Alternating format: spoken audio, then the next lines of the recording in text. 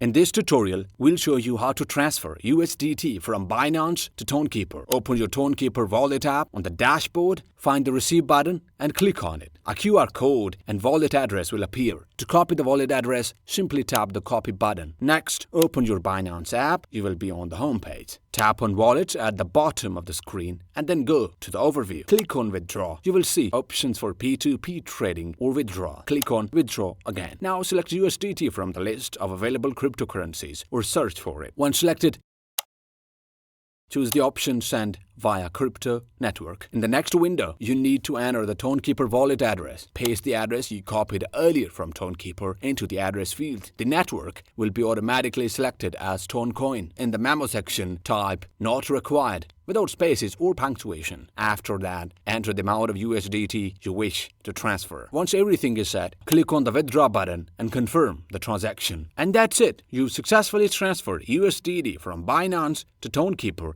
in just a few easy steps.